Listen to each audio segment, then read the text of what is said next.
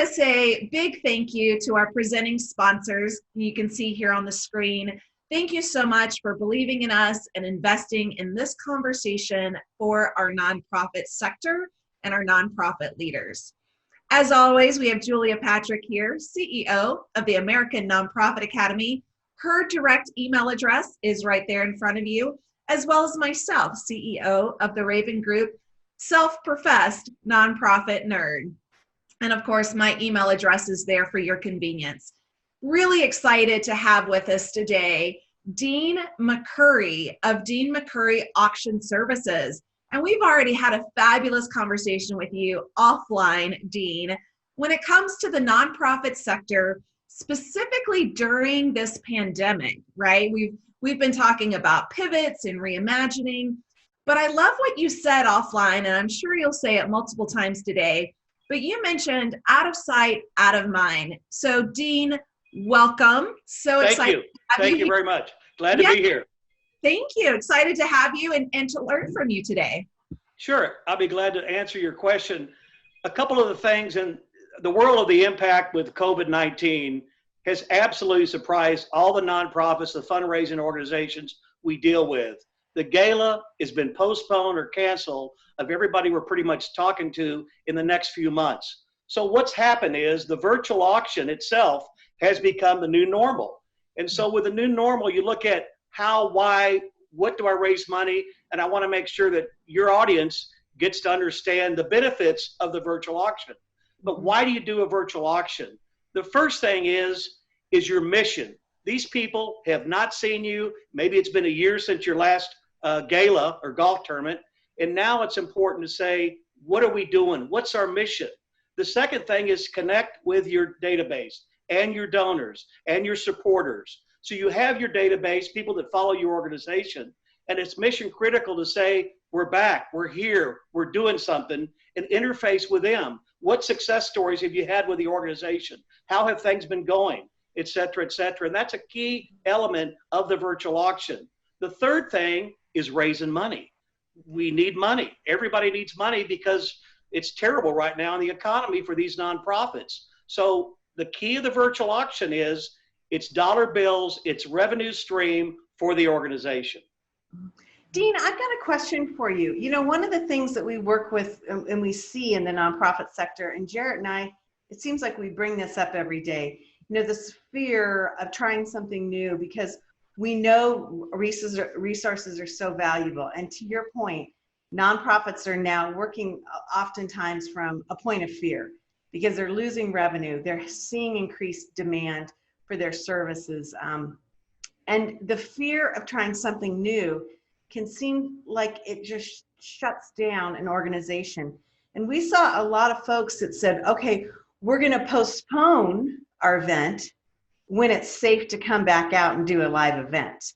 And I think what I hear you saying and what I'm sensing is that, no, you got to go virtual because this isn't going to come back to us. This live gala event kind of structure for fundraising has been pretty much permanently altered. And so if you're not looking at this virtual component, you're going to be way behind, way behind. And to answer that question, thank you, Julia. I think that the last 3 or 4 months, we've done many of these virtual auctions, and it's kind of like we've got our feet wet. We understand the technology. We're successful, and the key is there's 3 types of virtual auctions, the way I put it. One is an online only auction. So basically, everybody's doing bidding on the phones now with the text technology. And so basically, you're doing the bidding online. So if you want to do the virtual on Saturday night, so you go live or you register your donors on Tuesday, Wednesday, Thursday, Friday, Saturday, A, you have money coming in, and B, you've got people already registered. The second thing is online and live streaming, which we're really talking about now. So it's a combination. Online during the week, and then you go live with the virtual streaming on the night of your big party, so to speak. The other way is a hybrid, and this is what I've been asked a lot. On the hybrid, maybe the COVID goes away in December. Maybe you're having your event in January. So basically what can happen is those that feel comfortable, wear a mask, feel 6 feet apart, then yeah, you could have maybe 100 out of 500 would be there, and we'd be there too. But secondly, you'd also have the online, the virtual, as a combination of the both. That's the hybrid. What I'm thinking, we're not going to have many of those hybrids in the next 3 or 4 months. So basically, it's a virtual online auction with all the components of an auction basically online. Dina, I'm curious, prior to COVID, how many virtual auctions were you a part of? Because I saw some like really early adopters to the virtual gala or to the virtual fundraiser. And another event you mentioned offline was the clay shooting. Now, I don't know if that's big in Texas. We actually have It is.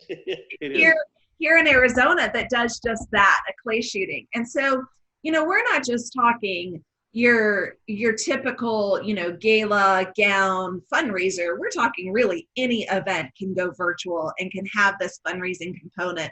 But talk to us, if you would, like what did the virtual event space for you as an auctioneer look like a year ago, right? It was non-existent. Jerry, Right. we didn't have it. I mean, everybody had the gate of the golf tournament, the luncheon, or the clay shoot, or whatever else. It was in person. The auctioneer is looking at the eyeballs of your donors, working the room, generating revenue. This came in March like your show did for us, and it was a matter of necessity because either you postpone or you cancel or we have an auction. How do we do the auction? I can't come to you, or you can't have your donors go into a room at a hotel because now we're self-distancing.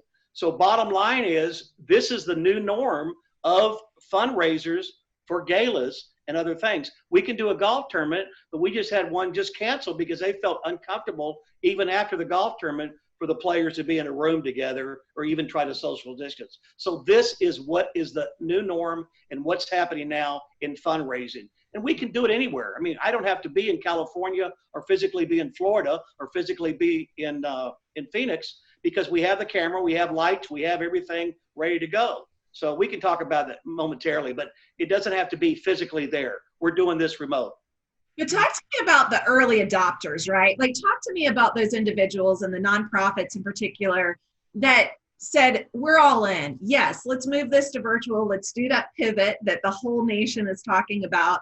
And let's do reimagine our event into the virtual. Can you tell us how some of those first couple of virtual events went, especially for those early adopters? They went well. We have references on our website. We've done 3 that were done like March, April timeframe.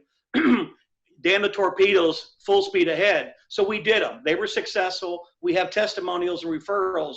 And did they raise $1 million?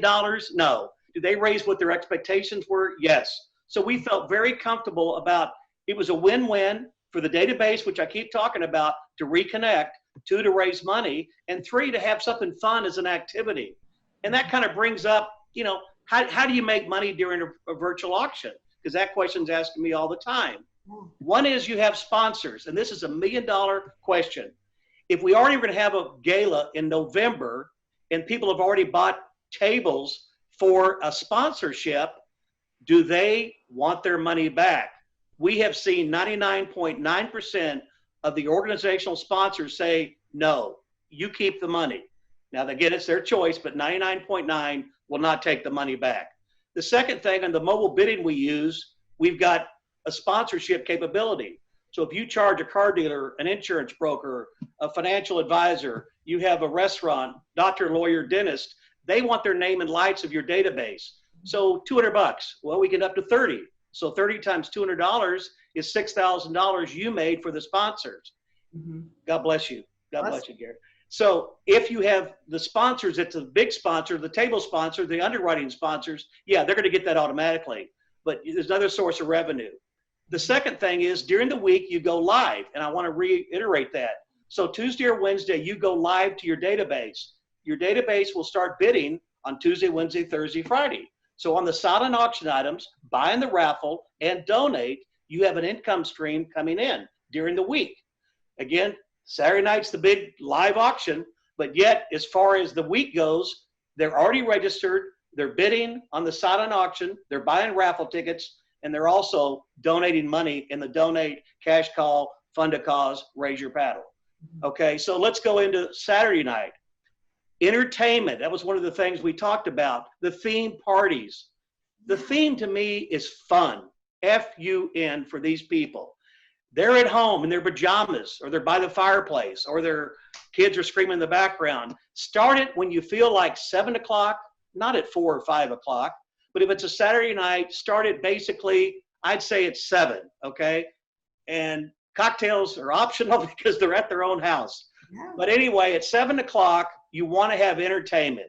We've had a couple of events that had chefs doing a demonstration, cooking food, and tell them how they cook the food. Wow, is that neat? Professional celebrity chef cooking show prior to the auction. Second thing is entertainment. A lot of people in Texas like country and western or jazz or whatever they like across the country, then pre-record or have live entertainment. Guitar player, saxophone player, sexy jazz player, whatever. That gives the crowd entertainment. Celebrity football player, celebrity, everybody knows a celebrity. A comedian, keep it clean maybe. A comedian would be great to have a comedian. Let's all laugh during the COVID, okay? And things like that is like about 30 to 45 minutes, okay? Then the 15 minutes after that, so now it's 7 to 7:45, you want to have the CEO, the committee chairs, the head honchos talking about why we're here, what we're doing, what we need the money for, and our mission is mission critical, and this is what we're doing. And that's very emotional. If you have somebody that's gone through the program of your organization and they want to do a testimonial, then do that. But again, that is where the tears come and the money comes out. Then at 7, 8 o'clock is when you have the auctioneer. So I'll do 10, 8, 9, 10. You don't want to go too long, but you don't want to have too few, because this is a money-making, part of your auction is a live auction. The trips, I always get asked the trips. We can't travel, airlines aren't going. Let me tell you what we're doing. We're giving 2 years on the trips after it's safe to travel.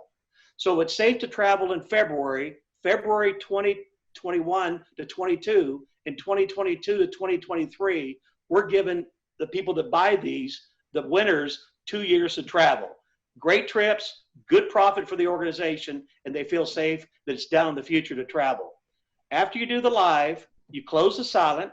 So all during the week they've been bidding, you close the silent, and the last thing you do is draw the raffle winners, because they're all excited. And you've got 3 raffle items. Could be jewelry, could be a staycation, could be airline miles, could be a donated trip somewhere, whatever. But those are big deals because that's a source of revenue that they're going to buy raffle tickets online.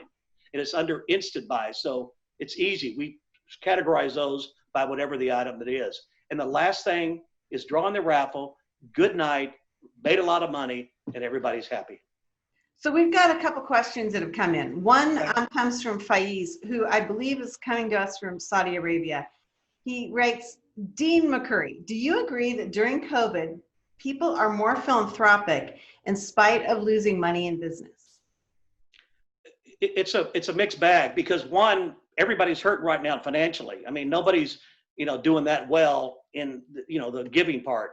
But to answer your question, that those mission explain on the connectivity and the sponsors and the people hearing what you're doing, sex trafficking, wounded warriors, kids with cancer, all these different charities.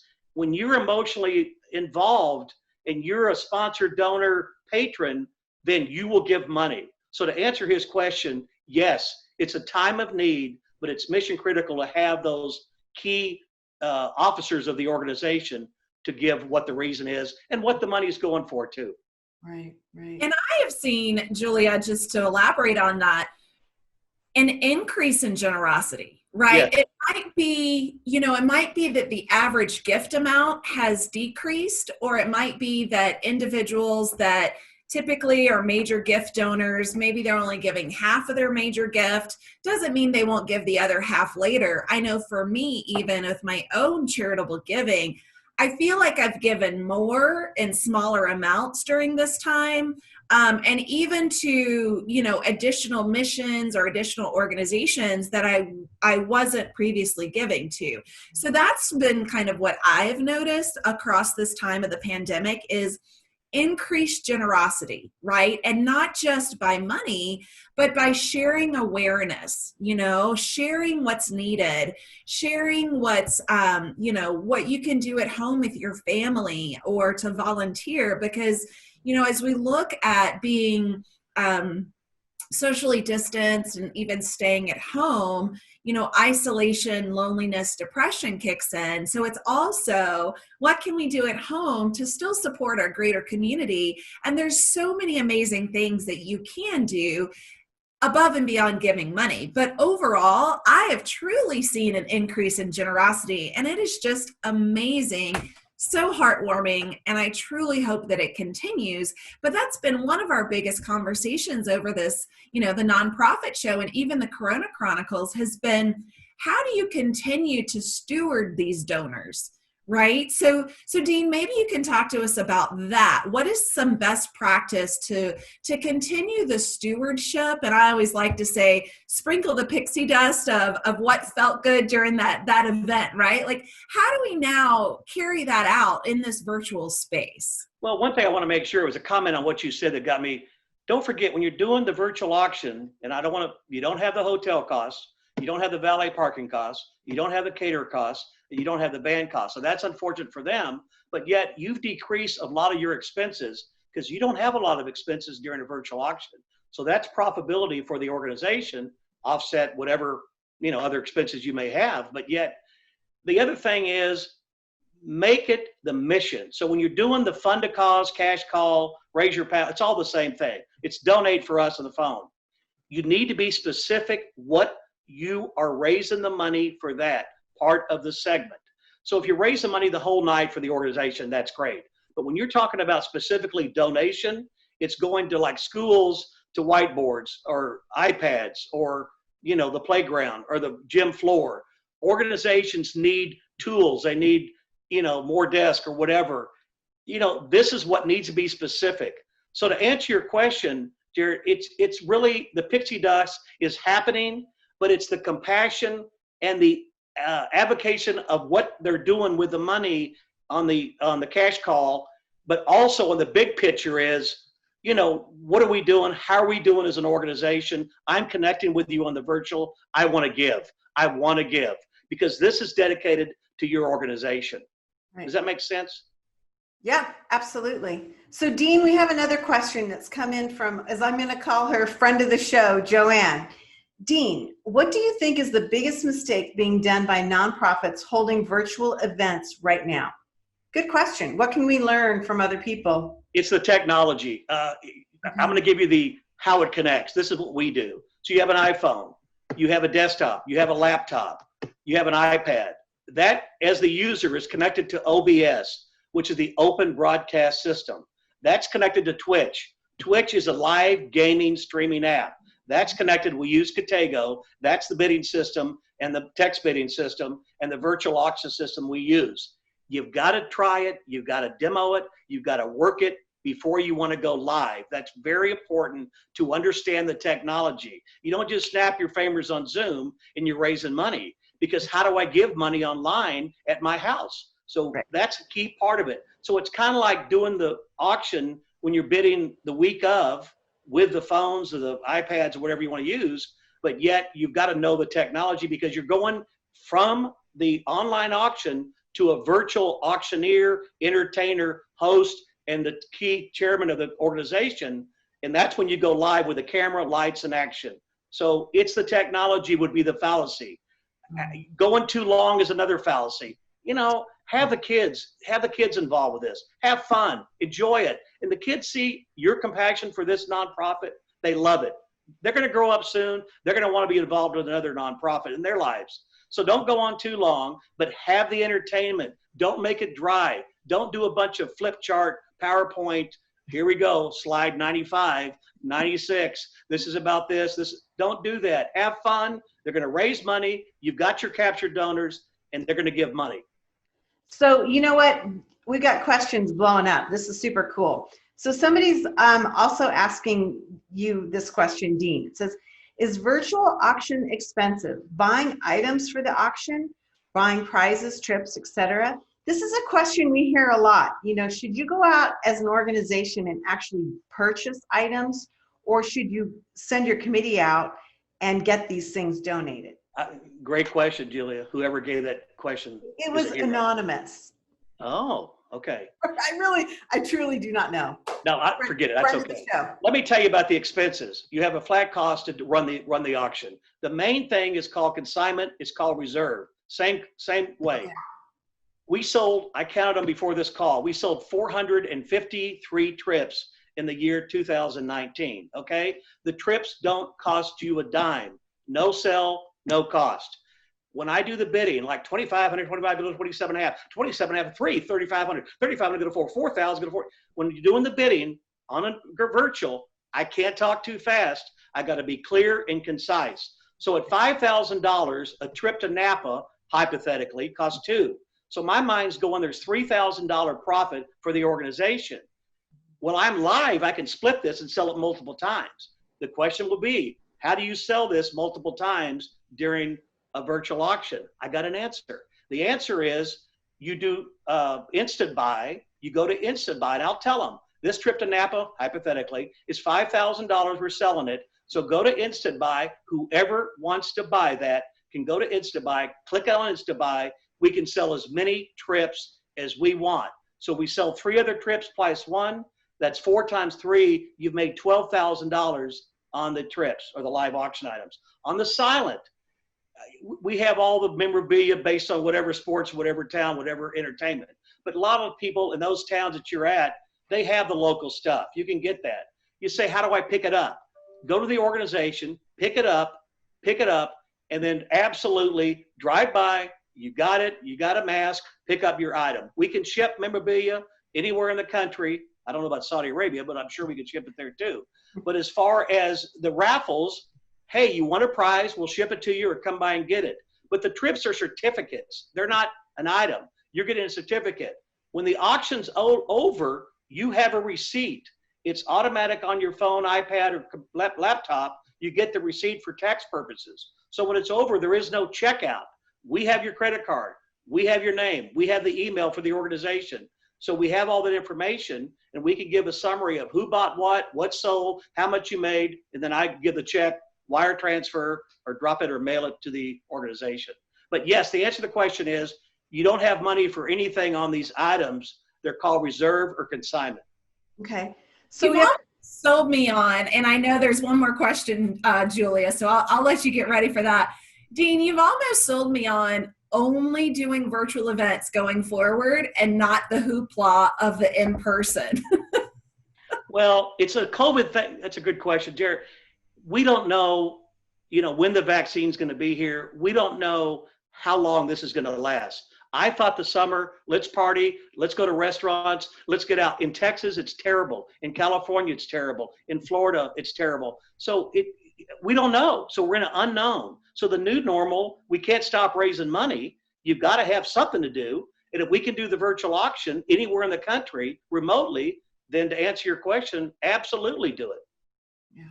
So we have another question that's come in, and this is from a friend of the show and also a sponsor, a previous sponsor. It says, Dean, what is the average cost of your services and the amount raised? Are you finding the ROI is greater with virtual events since there are no food or venue costs? Yeah, I don't throw out the pricing. It's very reasonable. I'm not going to fly to California to do an auction. We're going to do one for a golf tournament in a couple of weeks, and I'm going to be here doing it. But to answer your question, the ROI is absolutely going to be a boost for that organization because, like I said, and that person knows it, you don't have a lot of the overhead expenses you have going into the big gala. We want to have the gala. I'm pro gala. An auctioneer loves to be in front of the crowd. An auctioneer likes to talk fast. But the problem is we can't do that. So I'm doing an auction like I'm talking to you now virtually. We have a cost. Whoever that person is that asks, tell them to get a hold of me somehow and I'll give them a quote. We just, it depends on how many items. There's a lot of variables. But it's very reasonable to answer the question, the ROI. They're going to make money. And if they don't do it, they're missing the boat with their database and their donors. I think, go ahead. And what you had said, Dean, and this is, we also talked about this offline, You are an investment that makes money for the organization, as opposed to the valet, as opposed to the venue, as opposed to the caterer, right? Like, this is an investment that you will see a return on, due to the service in which you offer. So I think whether, pro gala and in person, as well as in, virtual, this is definitely this is the new normal. I do predict going forward, when we are able to meet in person, I feel this hybrid model will continue, right? Yes, Like, that's well said, Terry. to expand our geographic reach, because we have the ability and now the comfort in doing so. Right, absolutely. And the hybrid is that I still don't feel comfortable in February, but we have to have a gala. So 100 people out of 500 show up with mask on, or desks sitting at the table 6 feet apart or 6 to a table. But yet don't forget, if you have a gala, you have 300 or 400 people coming, right? Hypothetically. If you have a virtual auction, you're reaching out to every database person parents, grandparents. They can't come. They live somewhere else. Guess what? You've expanded your horizons of your captured crowd vis-a-vis the virtual. And that's a big deal, real big deal. Huge. It's hard to believe, but our time has gone by like that. Get out of here. Yeah. You got to be on the same page. You're awesome. Both of you guys are awesome. It's been great. Hey, so I have to witness to you. I have this secret desire to learn how to be an auctioneer. I can teach you. I'm telling you, I one of my big things is on my bucket list is to go to auctioneer school at some point. I think that's because I've been on the whole rubber chicken circuit all my life, and I've witnessed great auctioneers, and I've witnessed just somebody with a loud voice. And the difference between how much money gets raised is astonishing. If you have nobody in your wheelhouse that you can access, that professional, professional benefit auctioneer, it is a huge, huge, huge issue, because there's nothing that kills an event, live or virtual, as somebody who doesn't know how to do this. That's a good point. And to your point, I witnessed the state champions and the national. These folks are the best. Men and women are the best of the best. And I sit there and envy how good they are, because they can rattle it off. But the cows in the cars are a lot faster. We've all seen that on TV. When you're doing a charity, the woman in the corner that's an elderly person that has a multi-million-dollar oil well in West Texas, and she wants to buy something, I can't go too fast. 2,500, 25, go to 3. 3,000 in the corner, go to 35. 35, I go to 4. Go to 4,000, go to 45. You want to be clear and concise. The other thing is the ringman/spotters. That's the same thing. These people are engaged in the crowd. You know this as well as I do. But that's the right arm of me, is the spotters and the ringmen. But the key is concise. We use a PowerPoint behind me of the items. It's a trip to Colorado, ski in and ski out, 5 days, 6 nights, absolute 3 bedrooms, great place, right around the corner from the Aspen lot, whatever. People get excited. Then we put music on there. And the music is like Rocky Mountain High from John Denver. They're going nuts. They're going nuts. So they're going crazy. But anyway, it's the emotion with the PowerPoint and the auctioneer and the spotters to make it. In virtuals, just like you said, the room, I can't walk around and I can't see your eyeballs. But the issue is I'm engaged with the crowd, because I can see on my computer, that's a system. I can see who's bidding and how much they're bidding. And so when I see that, I know that we're at a certain point, I'll raise the bids. Well, Dean, this has been great. I'm so appreciative. We have had the most questions we've ever had on any show. We're so excited. Some of those are going to be awesome. You guys both are awesome. Well, thank you. Some of these questions are going to have to go on our Friday Asked and Answered, because we just couldn't get to all of them. Again, I'm Julia Patrick, CEO of the American Nonprofit Academy, here with the nonprofit nerd, Jarrett Ransom, CEO. She's not a nerd. She's a sharp lady. I like it. She's a nerd. A nerd is a good thing in our family. I know it is. She's smarter than we are. She's smarter than we are. We want to thank all of our great sponsors. You have allowed us the privilege of doing this. It's really, really an amazing thing that you support our community. Dean McCurry, here's his information. Super, super exciting. conversation today. We've loved it. Again, I am so apologetic to all the people we couldn't get to your questions. Check back with us on Friday and we'll try and get some of those answered. Again, thank you so much for being with us. I'm Julia Patrick, and as I like to end every show, you know what? Stay well so you can do well. We'll see you back here tomorrow. Thanks, Thank you very everybody. much. Thank you. Thanks, everyone.